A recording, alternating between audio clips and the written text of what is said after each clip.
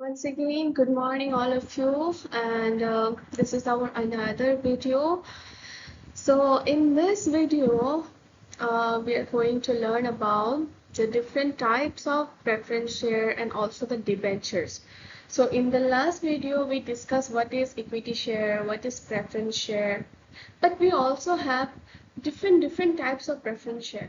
Okay, and we will also understand what debenture means, although we have discussed a bit in the previous video, but in this video we are going to discuss in deep detail, and we are also going to see the different types of debentures again over here. Okay, so my name is Priyanka Mahanta, Assistant Professor of Business Administration Department, USTM. So let's begin our today's session on preference share and debentures. So first of all, let's see what are the different types of preference share. Let's understand the names. Sometimes by the name itself, we can identify what kind of or what are the features of this particular type of preference share. Okay, so here in the screen, you can see that first one is cumulative preference share, then non-cumulative preference share. Third is redeemable preference share, non-redeemable preference share, participating preference share, non-participating preference share, lastly convertible preference share and non-convertible preference share. Now we are going to discuss this every type of preference share in detail. We will understand one by one what does cumulative mean, what is non-cumulative.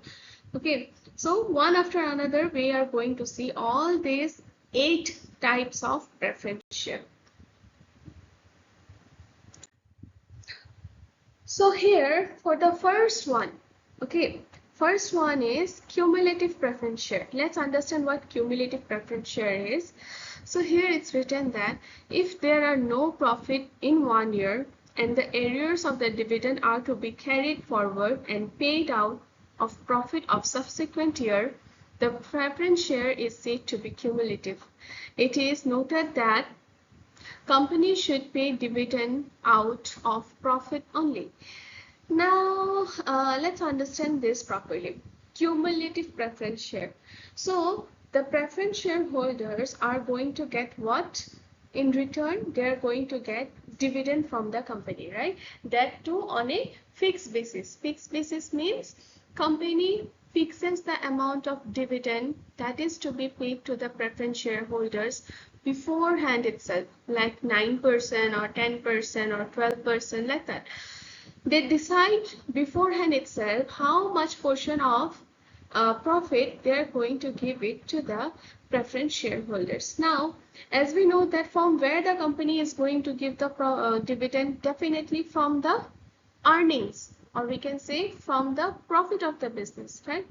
Now, do you think is it necessary that one particular company is going to earn profit every single year? Do you think that they are never going to face any kind of loss in any subsequent years? Is it possible? My question is it possible that companies every time, every year, they are going to earn only profit and no loss at all? That means if they earn only profit, that means they can pay the dividend every year, right? Because they are not facing any loss. But practically it is not possible. Sometimes the company may face loss.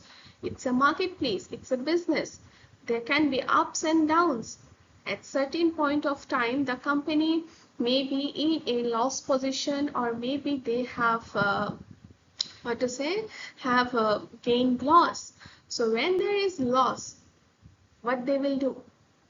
Now it is so fixed. They have to pay the dividend. Now, do you think even after facing loss, the company is going to pay the dividend? From where they will pay? Where is the money to pay? They don't have any profit. They're facing loss. So the thing is, cumulative preference share means that maybe in some years, suppose this year, the company faced loss. Now I'm not able to give dividend to the preference shareholder. because I don't have any money, right? What I can do is I will carry forward this year's dividend to coming year, 2024. In 2024, if my company earns profit, then what I'm going to do is I'm going to give the shareholders dividend of 2 years, previous year and this year. Previous years, because in previous years I was not able to pay dividend as my company was facing loss. But this time, as my company is in profitable position, I am going to pay last year's as well as this year's dividend together. That is known as cumulative preference share. Okay, I hope it's understandable. Now the next one is non-cumulative preference share.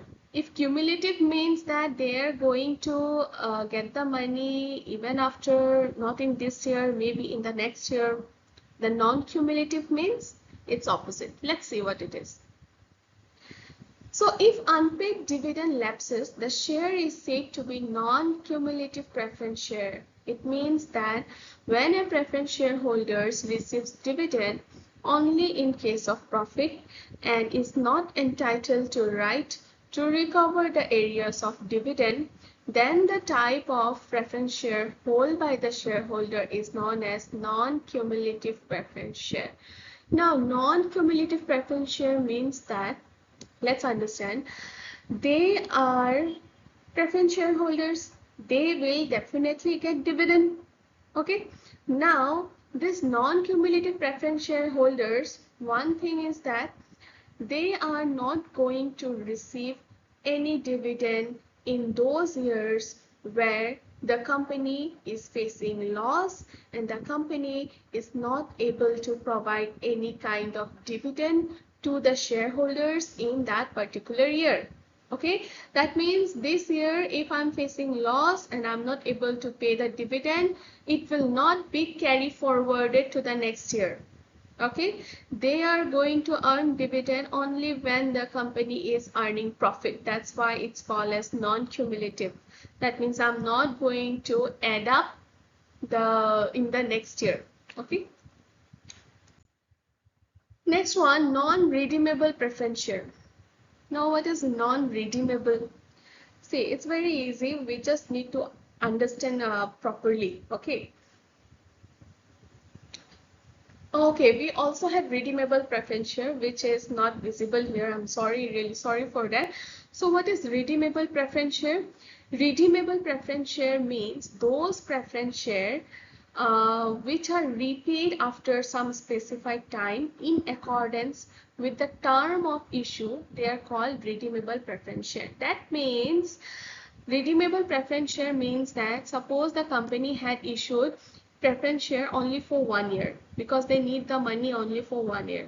So what they can do is after 1 year or at the maturity, okay, I can say at the maturity, the company is going to repay the money and take the shares back from the preference shareholders. Okay, because they have given the preference shares only for one particular year. Specified time is mentioned over there that only for this 1 year I'm going to issue this preference share. Now what is non-redeemable preference share? Non-redeemable preference share means that these are the preference share which do not carry with them the arrangement regarding redemption. So no company limited by shares shall issue irredeemable preference share or preference share redeemable after the expiry of 20 years from the date of issue. So they don't have any time limit over there. There is no arrangement made that after a certain particular period of time you need to return it back or something like that. Okay, they are not they don't have any time limit over there. Next one, participating preference share. So what is participative preference share?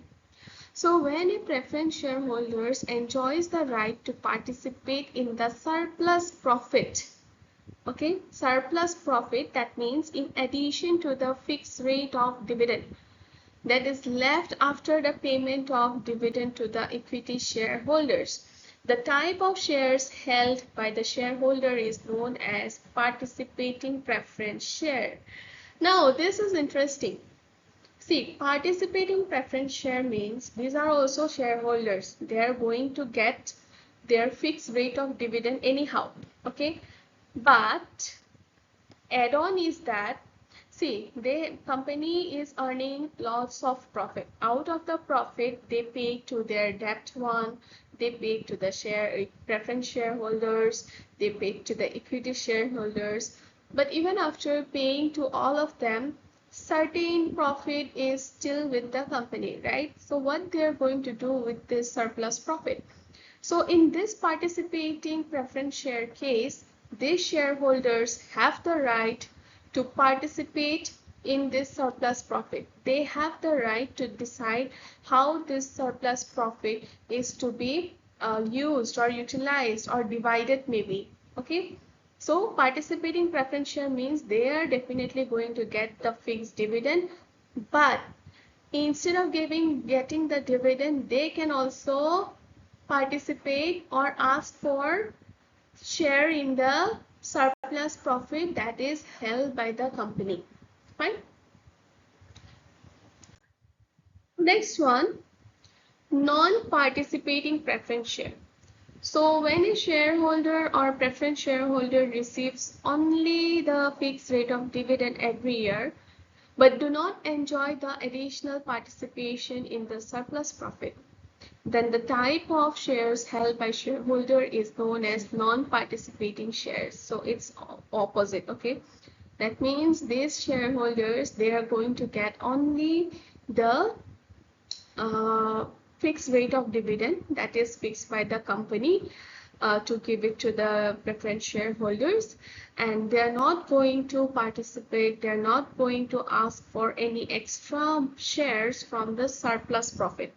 They don't have any right to ask for any shares from the surplus profit which is left out with the company. Okay. Moving on to the next one, which is convertible preference share. What is convertible? Just the word convertible means we can convert it, right? We can convert it according to us. That means change it.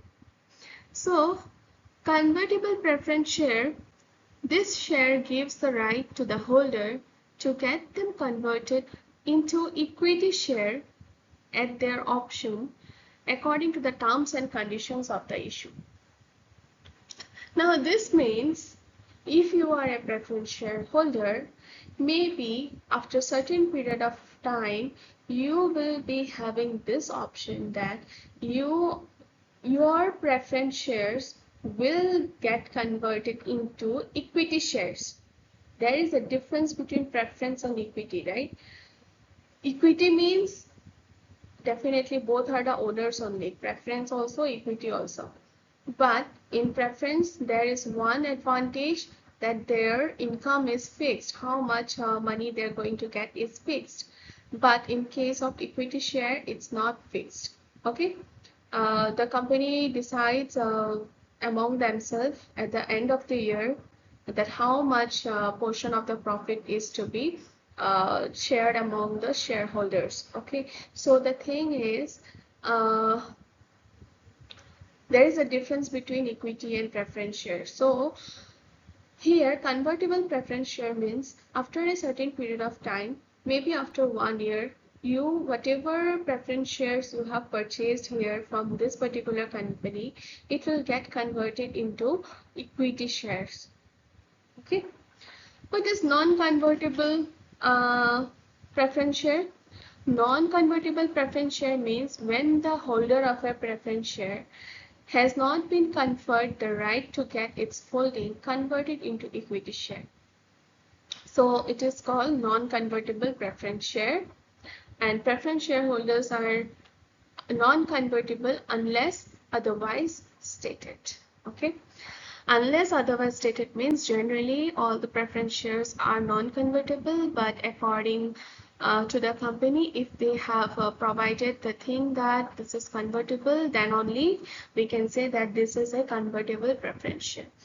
Non-convertible preference shares means you cannot convert your preference shares into equity shares anyway. Okay, it's non-convertible.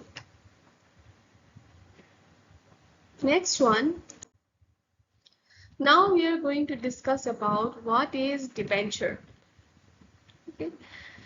See, debenture is a kind of loan that the company takes from the general public, not from any bank, not from any financial institution, but from general public.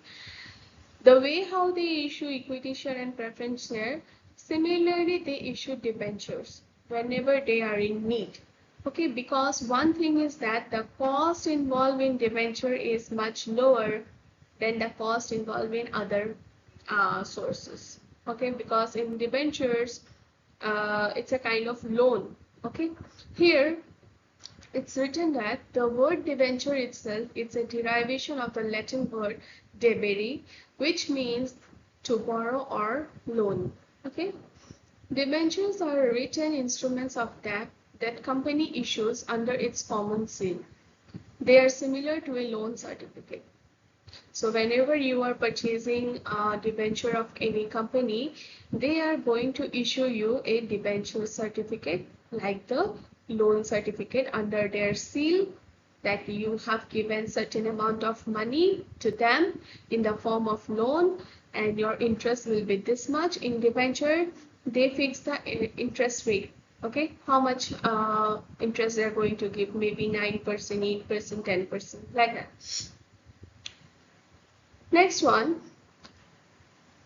debentures are issued to the public as a contract of repayment of money borrowed from them. So debenture is a kind of contract between the company and the person who is going to give them the money. Okay, suppose I want to purchase debentures of Reliance company. That means that means the company is borrowing money from me in the form of loan, and they are promising me that they are going to repay my money after this much amount of time, and they are going to give me interest at this rate. Okay, everything will be mentioned in their loan certificate. So these debentures are for a fixed period and fixed interest rate that can be payable yearly or half yearly. So as I said that you are going to receive interest on debentures, like when you are taking loan from bank, you need to pay interest, right? So you are paying interest to bank. Similarly here, the company, they are going to pay you interest because you are providing the money to them. Fine. So here, whenever you are purchasing debentures, it's only for a fixed period of time. Fixed period of time means maybe for 1 year or 2 years. Like in banks also, it's fixed, right? For how many years you're going to take the loan. Maybe for 3 years or maybe for 5 years or for a much longer period. So it depends upon the situation of the company for how long they're going to borrow the money, and they're going to fix the interest rate beforehand itself. So debentures are also offered to the public at large like equity share. As I said, it is same as equity share and preference share. In the same way, they issue the debentures as well. So debentures are actually the most common way for large companies to borrow money. Okay, equity share and preference share is there, but sometimes they want debt fund also, no? They don't only want the owner's fund. They have to make a proper proportion between the debt and the owner's fund. So that proportion should be maintained. It's not necessary that companies will issue only equity and the preference share, but they have to make a proper proportion between the debt and the equity fund. Okay. Let us look some important features of debenture that make them unique. Why debentures are unique than the equity and preference shareholders. So let's see. It's written that debentures are an instrument of debt, which means that debenture holder becomes creditor to the company. Okay, but when you are purchasing equity share and preference share, you become the owner of the company. But if you are purchasing debentures, that means you are the creditor to the company. That means you are providing money to the company for their operation purpose. Okay. Next one is they are a certificate of debt with the date of redemption and the amount of repayment mentioned on it. This certificate is issued under the common seal and is known as debenture deed. So they have to sign a contract, right? Contract means it is a contract between who? Between the company and between the debenture holder. They have to make proper documentation over there. So the documentation will is a kind of certificate where everything will be mentioned, like on which day or for how much of time they are taking the money. Okay, like for 1 year or 2 year, like that. So the redemption date, okay, redemption date is mentioned, and the amount of money, okay, at the end of the maturity, how much the company needs to repay, that is also written, and it is issued under the seal of the company. Okay, that means it's sealed by the company that they are definitely going to pay you your money back. Okay, here your thing is that in equity shareholders or equity shares, your income is not fixed. But in case of preference share and in case of debenture, your income is fixed. You know that you are going to get money. Now another thing is that debenture holders, they are going to get money even if the company is facing loss. See, if you are borrowing money from bank, okay, you are taking loan from bank. Now, if you say my business is not earning adequate profit, so this time I can't pay my interest, will they say, okay, no problem? No, because it is the rule, right? You have to pay the interest anyway in every month or maybe every year. Okay. Next one, debentures have a fixed rate of interest and such interest amount is payable yearly or half yearly. So it depends upon the company how they have decided to pay. It may be yearly or it may be half yearly.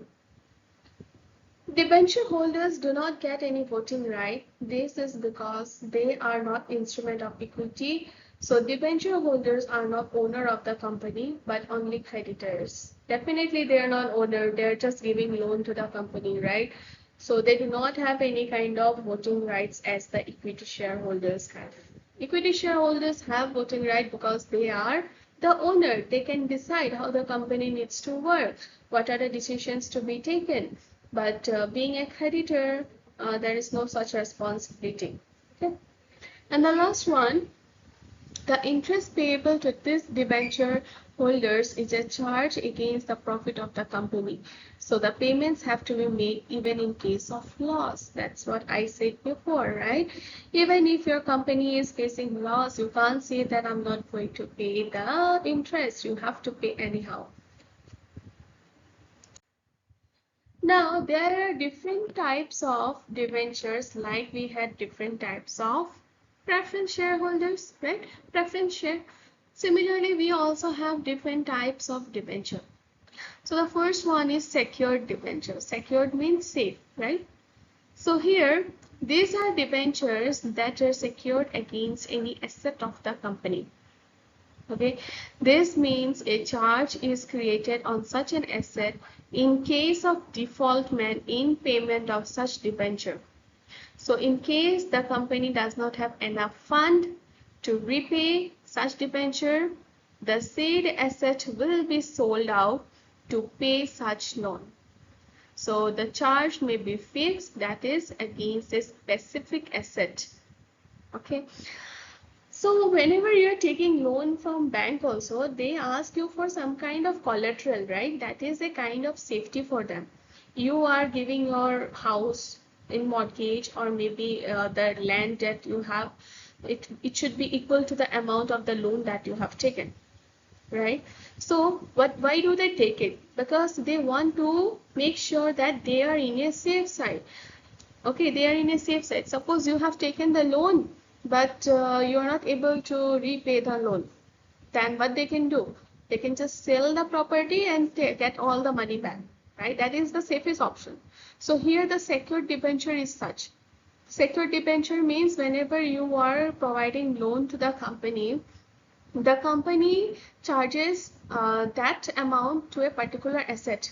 Suppose in case the company is not able to repay you the money, then you have the right to sell the asset and get your money back. So that is safe option, right? Because your money doesn't go anywhere. Next one is unsecured debenture. So these are not secured by any charge against the asset of the company. Okay, that means your loan is not secured. If the company is not able to pay you, then your money is gone. You're not going to sell any asset of the company and get it. Okay. Normally, such kind of debentures are not issued by any companies in India. Okay, this unsecured debenture. Next one is redeemable debenture. So these debentures are payable at the expiry of their term, which means at the end of specified period they are payable either in lump sum or in installment over a period of time. So such debenture can be redeemable at par, premium, or at discount. So redeemable debentures means they have a maturity period. So once they reach at the maturity period, you can redeem the debenture either at par. Par means at the same amount. Okay, same amount. Suppose you have given 5 lakh, so you're going to get 5 lakh. At par means at the same amount. At premium means more than that. If you have purchased 5 lakhs, that means you're going to get suppose 6 lakh. That is premium. And if at a discount, that means you have given 5 lakh, but you're receiving only 4.5. Okay. Next one, irredeemable debenture. So such debentures are perpetual in nature. That means there is no fixed date at which they can become payable. Okay, they are redeemable when the company goes on liquidation process. That is when the company is going to shut down or winding up. Okay, or they can be redeemable after an unspecified long-term interval. You cannot redeem the money. Next one, fully convertible debentures. So these shares can be converted to equity share at the option of debenture holder. So if he wishes that after a specified time interval, all his shares will get converted to equity share and he is going to become the shareholder of that particular company. Okay, that means he is going to convert his loan into the equities. That means from a creditor to an owner. Okay. Next one is partly convertible debenture. So here the holders of such debentures are given the option to partially convert their debentures to share. That means suppose if he has purchased 5 lakh rupees, out of that 2.5 he can convert it into equity and he will be both. He will be creditors and he will be shareholder as well at the same time. That means from 5 lakh, if he has given 2.5 as loan and remaining 2.5 as converted into equity. So he has become both, right? He is even the creditor to the company as well as he is the shareholder of the company. And the last one, non-convertible. Non-convertible, by the name itself, we can understand that we cannot convert the debentures over here. So as the name suggests, such debenture do not have an option to be converted to shares or any kind of equity. Okay, so this debenture will remain so however it is till the date of maturity. No conversion will take place. So these are the most common types of debentures that we actually have. Okay, so I hope it's clear. We have discussed about the different types of preference shares. We have discussed what is debenture. We have discussed about the various types of debentures. So in the next class, we are going to move on deep into the financial market now. Okay, financial market, what are the different markets, what are the different instruments. So little by little, we will go deep into it. Now we are just going for the basics part so that your basics would be clear to get deep knowledge over here. So thank you so much for this video and hope to see you in the next session. And if there is any queries, definitely you can come through and ask the queries over there. Thank you so much.